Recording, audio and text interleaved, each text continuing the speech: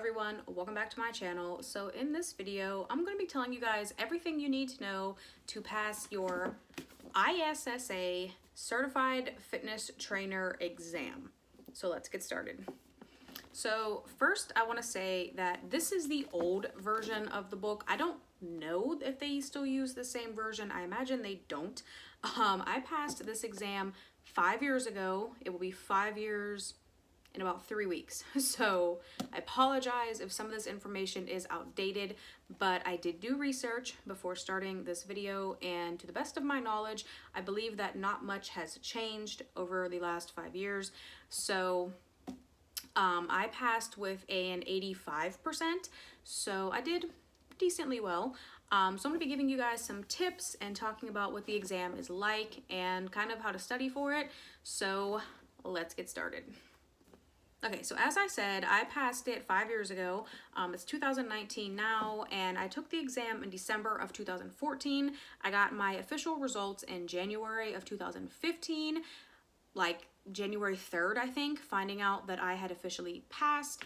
And there's a long story leading up to all this, and I don't want to get too off topic, but basically, before I had signed up for the ISSA program, I was previously going through the NASM program, and I will make a video about my experience with NASM, but it didn't work out, so I signed up for ISSA in, I want to say, early November of 2014, and it only took me literally a month to go through all of the material and prepare myself, and then I was able to take the exam literally a month later, and I passed. So it's not a overly difficult exam, but it is the type of exam that you have to be prepared for. It's not the kind of exam where you can just kind of, you know, bumble your way through. You do have to know the material, you do have to be familiar with it, and I think one of the things that really helped me was that I had studied so much of the NASM material that a lot of the stuff in this book, it's very similar. You know, it's all personal training. Really, no matter who you go through, at the end of the day, you're learning pretty much the same stuff. So that was why I was able to do it so quickly. But, you know, I think my situation was kind of unique. If you're not in a situation similar to mine, I would definitely recommend, you know, taking all of the time that they allot for you. And forgive me if I'm wrong, I think, is it 5 months that they give you, or 6 months? I might be wrong. I know NASM gives you 6 months, I think, or at least they did back then, but however long it is, you know, use as much time as you need. Don't feel like you need to fly through it in a month like I did. Again, my situation was unique. So I have my computer here because I'll be honest with you, I really couldn't remember a whole lot about the exam. So basically, the exam is not like a sit-down memorization type of exam. It is open book. You can take it at home on the computer, or if you want to do a paper and pencil version, they can do that as well. They basically just mail it to you on paper. You fill everything out, mail it back. It does take longer to get your results that way. The quickest way to find out everything, you know, is just to do it online. But if for whatever reason you can't do it online, they do have a paper and pencil version available. So basically, and again, this was from 5 years ago. I don't know how accurate this still is, but from the research that I've done, this is still pretty accurate, but don't 100% quote me on this. So it says it's an open book, non-timed exam that consists of multiple choice, true and false, matching, learning experiences, and case studies. So it's not the type of exam where you can just memorize everything and fly through. That's not this type of exam.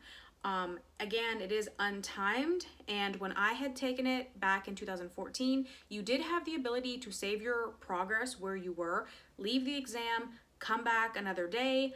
I think I started it one day, worked on it for like an hour or two. I saved my progress. I came back the very next day and then finished it. I don't know if that is still an option or not, but that was an option when I had taken it 5 years ago, which was really, really nice that they don't pressure you.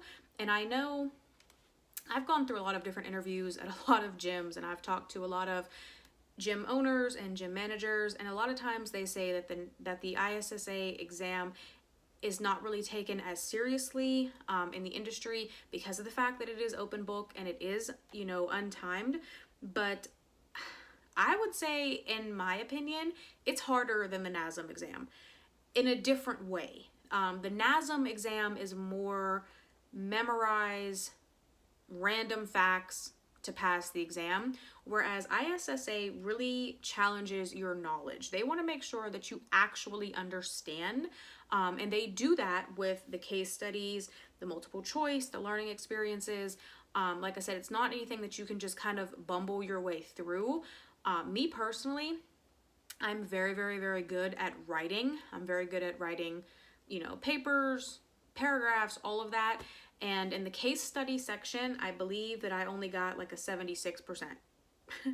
And it wasn't because I didn't know what I was doing, but it was because like they required you to have like a certain amount of words and all kinds of stuff. There's like a bunch of requirements that go into each question when you're answering them.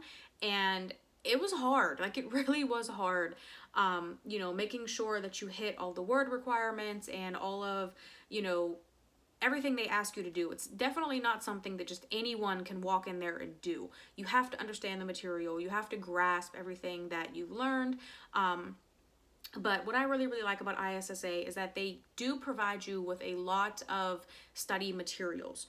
So there is a study book, or a workbook, I think is actually what it's called. I can't find mine. I'm sorry, guys. But it was just like a little workbook. Each chapter had a bunch of different questions, and you go in and you can write out the answers. This is not required. It's strictly just for your own study benefit. You don't have to do it if you don't want to. I think I only did about half of mine, and then I just gave up on it. But it's just, you know, as you're reading through the book, if you want to be able to take notes and write stuff down, that's really all that it's for. Now, they do require you to take quizzes. And if I remember correctly, there was quizzes for every chapter. I don't think it was like every section. It was just every chapter, if I remember correctly. The quizzes online are required. And again, I think you do have the option of doing those on paper and pencil if you choose to do so. But the fastest way to get them done and get them graded is just to do them online. They're very short. They were maybe 10 questions or less. You know, they weren't difficult at all, but they are required. You do have to pass them. And then once you take all the quizzes and you pass them all, then it unlocks the final exam, and then you're able to go ahead and do the final exam. So you do not have access to the final exam until you take and pass all of the quizzes, which helped me a lot. Because the stuff that's on the quizzes is very, very similar to the stuff that's on the exam. All the quizzes were multiple choice. If I remember correctly, I think, yes. Yeah, they were. They're not hard. The quizzes were very, very easy. The material was the same, but I would say the final exam is obviously a lot more difficult and a lot more in-depth. But the quizzes were just a good way to study. And kind of prepare you for what questions will be on the exam, if that makes sense. So now there's also a section here where it talks about the areas of concentration. Now again, this may have changed, but this was from 5 years ago, and it says anatomy and physiology is 13% of the exam, kinesiology and biomechanics 15%, health and physical fitness 18%, program development is 17%, nutrition is 20%, and injury and disease is 17%. So they really provide you with a variety of questions and, you know, problems that hit every area of concentration. You know, when I had gone through the NASM exam, it was very, very sciencey, very science-based, whereas ISSA kind of hit every area. You know, like I said, they really want to make sure you understand the actual material. It's not just about memorizing stuff, you know. So, and I really, really liked the case studies, even though I didn't do great on them.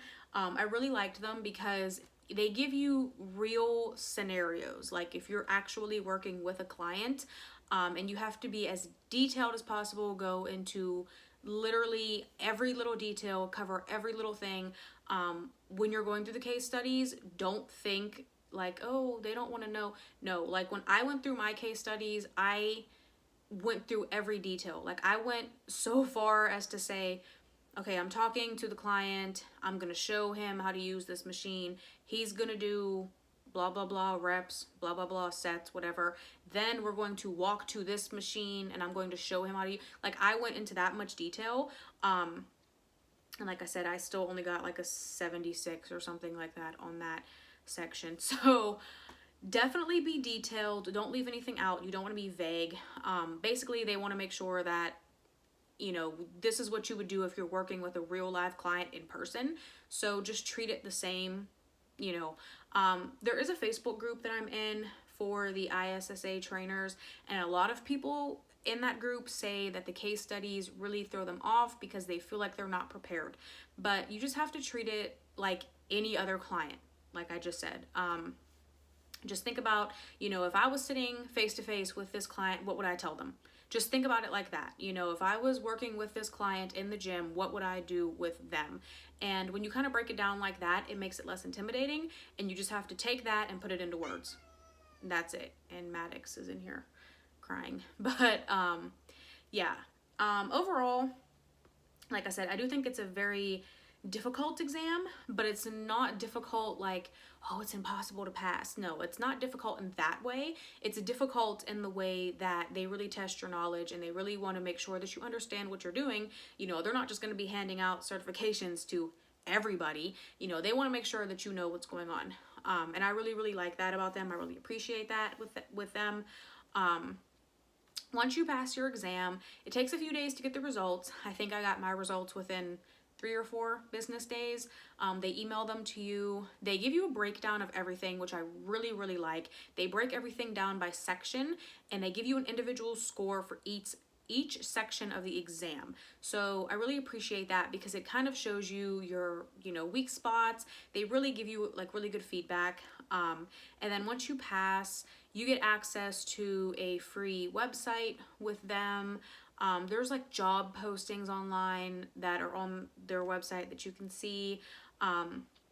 You have access to getting business cards made.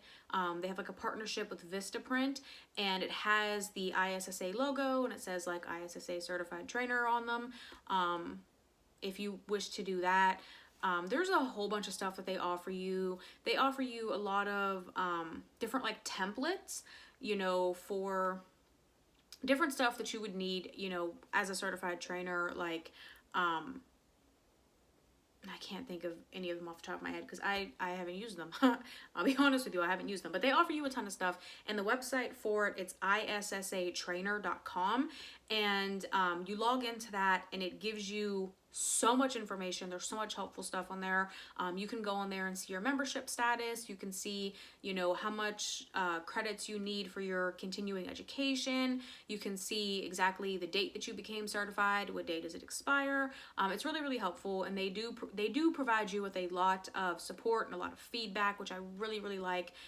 Every time that I have called them for anything, every person that I've talked to has been great. They're super, super friendly. I have 2 other certifications through them.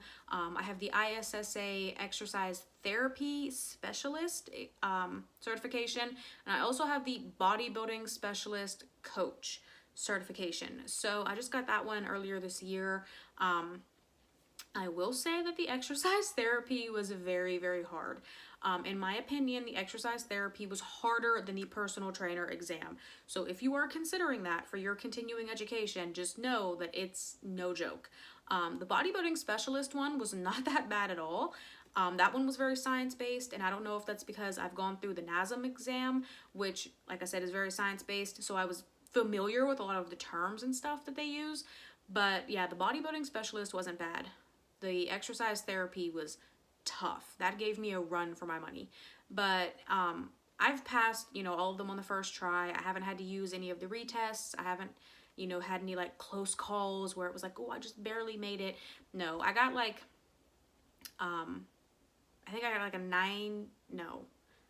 89 in the exercise therapy. I think in the bodybuilding specialist, I got an 86 maybe. Something like that. And like I said, I got an 84 on the personal training. So not bad. You know, I mean, if you put in the time and as long as you study the stuff they tell you to study, you'll pass. But yeah, that's pretty much it for this video. I just wanted to kind of give you guys a rundown of what the program is like and kind of what to expect with the exam. Like I said, the biggest thing is just be prepared. It is open book, it is untimed. You know, you don't have that pressure of like, ooh, you know, am I gonna run out of time? No, you don't have to worry about that. As long as you understand the material, that is the biggest thing. Don't memorize stuff. Make sure that you actually understand what you're reading, understand how you would use it in the real world, and you will do fine. You will do great. So yeah, I hope you guys liked this video. I hope this video was helpful. I'm sorry, I've never made a video like this before. If it was not helpful, I do apologize. Let me know down in the comments if this did help you. If it didn't, let me know what I can do in the future to improve. If there was anything else you guys want to know, let me know. I can do a part 2. I'm happy to do that. But I know a lot of this stuff was not helpful because it's been 5 years since I've taken it. I apologize. But yeah, I just wanted to kind of throw some information out there because, you know, I haven't done a video like this yet, and I figured might as well. So if you guys did enjoy this video, please be sure to give it a like and subscribe to my channel. Thank you guys for watching. Bye.